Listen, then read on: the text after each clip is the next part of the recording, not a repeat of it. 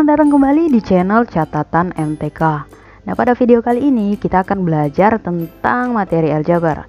Nah, pertanyaan yang paling awal yang bakal kita tanyakan adalah apa itu aljabar, ya kan? Ayo, ada yang tahu apa itu aljabar? Jadi, aljabar itu adalah salah satu cabang ilmu yang dipelajari dalam matematika. Pada materi aljabar ini kita akan membahas tentang suatu masalah di mana pada masalah tersebut nantinya terdapat hal yang belum diketahui nilainya yang dapat kita misalkan ke dalam satu lambang. Biasanya lambangnya dalam bentuk huruf. Biasanya huruf kecil ya. Oke. Nah, jadi gini, misalkan terdapat satu keranjang apel. Nah, yang ditanyakan adalah berapa banyak apel dalam satu keranjang ini. Kita kan belum tahu pastinya ada berapa buah apel di dalam keranjang ini kan. Jadi kita bisa misalkan banyak apel dalam satu keranjang itu sama dengan A. Jadi ini adalah konsep awal dari aljabar. Oke, kalau ada misalkan lagi nih ya, ada satu kardus apel. Ini masih sama, pertanyaannya adalah berapa banyak apel dalam satu kardus ini. Ya, sama kayak tadi juga ya, kita tidak tahu pasti ada berapa banyak apel dalam satu kardus ini. Ya, berarti kita juga bisa pakai pemisalan bahwa banyaknya apel dalam satu kardus itu sama dengan B. Oh ya, kalian bisa juga menggunakan huruf lain ya. Misalnya kalian tidak mau menggunakan huruf B, boleh. Kalian mau pakai huruf C, boleh. Kalian mau pakai huruf P juga boleh, terserah ya. Yang jelas dia bisa dilambangkan dengan huruf kecil di sini kita ambil ya. Oke. Nah, biar lebih paham lagi nih ya tentang konsep awal aljabar, perhatikan gambar berikut ini. Kalau ada satu apel, maka bentuk aljabarnya bisa kita tuliskan dalam bentuk angka 1 seperti ini. Lanjut lagi. Kalau ada dua apel, maka bentuk aljabarnya bisa dituliskan angka 2. Lanjut lagi. Satu keranjang apel. Oke. Bentuk aljabarnya, karena kita tidak tahu pasti ada berapa banyak apel di dalam satu keranjang ini, maka bentuk aljabarnya kita bisa tuliskan dalam bentuk huruf A kecil seperti ini. Nah, lanjut lagi nih. Untuk satu kardus apel itu kan kita juga belum tahu ya ada berapa banyak apel di dalam satu kardus ini. Jadi bentuk aljabarnya bisa kita tuliskan adalah B ya. Oke, lanjut lagi. Kalau ada satu keranjang apel, kemudian ditambahkan dengan satu buah apel, nah bentuk aljabarnya, bukan satu apel, tapi ada dua apel, maka bentuk aljabarnya menjadi A tambah 2. Ya. Oke. Biar makin paham lagi, masih kita lanjutkan lagi dengan memperhatikan gambar berikut ini. Ada satu keranjang apel.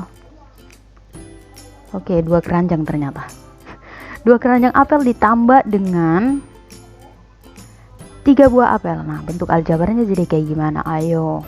Ingat ya sebelumnya tadi bahwa satu keranjang, banyaknya apel dalam satu keranjang itu kita misalkan dengan huruf A kecil. Jadi kalau ada 2 keranjang, maka dia adalah 2A ya. Oke. Nah, ditambah dengan 3 buah apel. Jadi bentuk aljabarnya adalah 2A ditambah 3. Oke, kalau kalian jawabnya 2A ditambah 3, maka kalian udah mulai nih memahami konsep awal aljabar. Nah, bagaimana kalau ada satu keranjang apel ditambah dengan satu kardus apel ditambah lagi dengan 2 buah apel? Ayo, lihat ya. Satu keranjang apel itu dimisalkan dengan A. Satu kardus apel dimisalkan dengan huruf B kecil. Jadi, gimana bentuk aljabarnya? Iya, kalau kalian dapatnya A tambah B ditambah 2, maka kalian udah benar-benar memahami konsep awal aljabar. Oke, kita lanjut lagi nih. Ini soal terakhir nih. Kalau ada satu keranjang apel ditambah dengan 2 kardus apel, maka bentuk aljabarnya menjadi,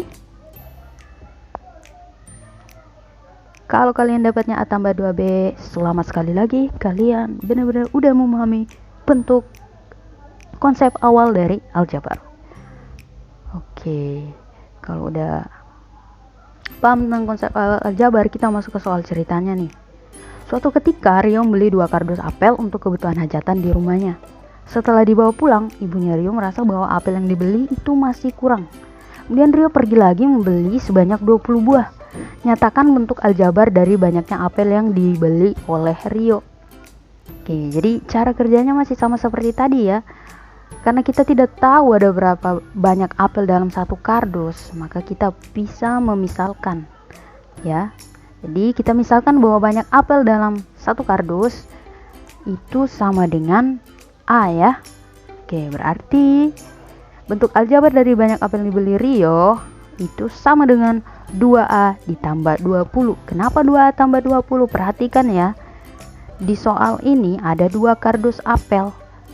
Nah, kita kan tidak tahu ada berapa banyak apel dalam satu kardus. Makanya tadi kita misalkan dengan nilai A. Makanya di sini ada 2A karena ada 2 kardus apel. Kenapa ditambah 20? Ya karena Rio membeli lagi sebanyak 20 buah. Oke? Bisa dipahami ya tentang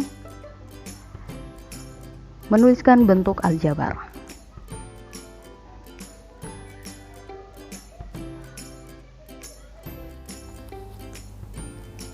Selanjutnya, kita akan membahas tentang istilah-istilah dalam bentuk aljabar. Jadi, ada beberapa istilah penting yang ada di dalam bentuk aljabar ini. Jadi, kalian harus paham nih istilah-istilah berikut ini.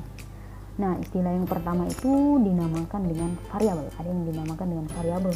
Jadi, variabel itu adalah lambang berupa huruf pada bentuk aljabar yang belum diketahui nilainya.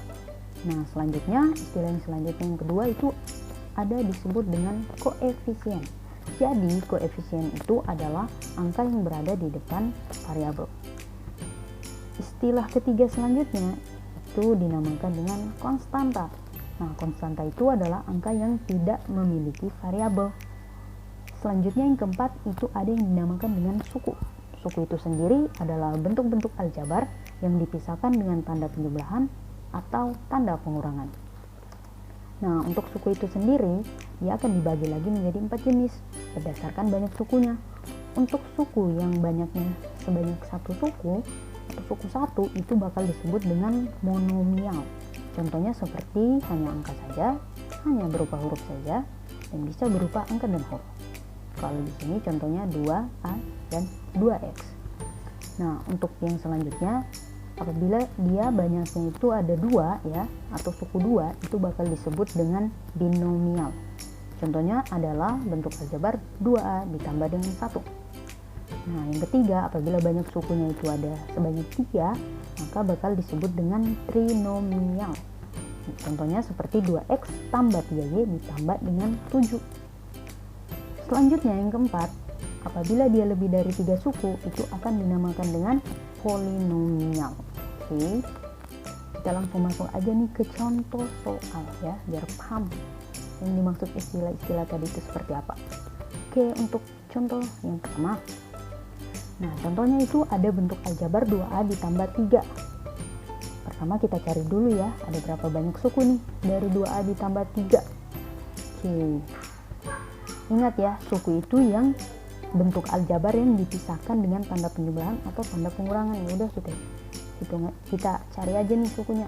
Nah, berarti sukunya itu yang pertama itu adalah 2A dan dipisahkan tanda penjumlahan di sini. Jadi sukunya adalah 2A dan positif 3. Oke, kalau dia dipisahkan tanda penjumlahan, maka sukunya nanti bertanda positif. Kalau dia dipisahkan dengan tanda pengurangan, maka nanti sukunya akan bertanda negatif. Oke, berarti ini sukunya sama dengan 2A dan 3 ya. Kalau dia ada 2 suku, maka disebut dengan binomial. Selanjutnya kita cari lagi nih istilah selanjutnya seperti variabel, koefisien, dan konstanta pada bentuk 2A ditambah 3. Oke, nah perhatikan ya, huruf A ini apa dia? Ternyata huruf A nya ini merupakan variabel dari bentuk aljabar 2A ditambah 3. Nah, kalau angka 2 ini apa? Angka 2 ini menjadi koefisiennya. Oke, selanjutnya 3 yang di belakangnya ini apa? Nah, 3 ini artinya adalah konstantanya. Oke, positif 3. Nah, kalau dia tandanya penjumlahan, maka konstantanya nanti positif 3 ya. Nanti kalau di sini kurang 3, berarti konstantanya nanti akan menjadi negatif 3.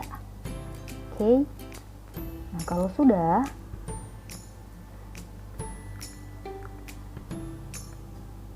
kita akan masuk di pembahasan soal bentuk pertama. Untuk pembahasan soal bentuk pertama, kita akan disuruh menentukan suku variabel koefisien dan konstanta dari bentuk aljabar berikut ini. Bentuknya itu adalah 2x kurang 3y ditambah dengan 1. Cara kerjanya sama seperti tadi. Pertama, kita tentukan dulu ada berapa banyak suku dia di bentuk aljabar ini. Oke, berarti kita hitung nih, ada berapa banyak dia sukunya. Untuk suku yang pertama ini ya, 2x berarti. Nah, untuk suku selanjutnya itu ada, ingat, apabila dia dipisahkan tanda pengurangan, maka sukunya nanti bernilai negatif 3y ya. Oke. Selanjutnya dipisahkan tanda penjumlahan. Oh, berarti suku selanjutnya adalah positif 1. Ya udah, berarti ada sebanyak berapa suku nih, hitung nih. 1, 2, 3. Ada 3 suku. Kalau dia 3 suku, berarti disebut dengan trinomial. Selanjutnya kita buat tabel seperti ini untuk memudahkan kita mencari suku variabel dan koefisien pada bentuk aljabar ini. Nah, kenapa kita buat 3 baris? Karena ada sebanyak 3 suku di sini. Jadi nanti tabelnya kalian buat berdasarkan banyak sukunya. Kalau di sini dia ada 4 suku, berarti kalian buat barisnya di sini tabelnya sebanyak 4 baris ya. Oke, selanjutnya kita akan mengisi untuk suku yang pertama di sini. Nah, suku pertama itu adalah 2x ya. Berarti di sini kita taruh 2x. Selanjutnya, suku yang kedua itu adalah negatif 3y. Kenapa negatif 3y? Ingat sekali lagi ya, kalau dia dipisahkan tanda pengurangan, maka sukunya nanti akan bertanda negatif. Oke. Lanjut lagi. Untuk suku selanjutnya, itu dia dipisahkan tanda penjumlahan, maka sukunya akan bertanda positif. Maka dia nilainya adalah sukunya positif 1. Nah, untuk tanda positif 1 itu tidak perlu dituliskan tanda tambah di depan di sini ya, tidak perlu.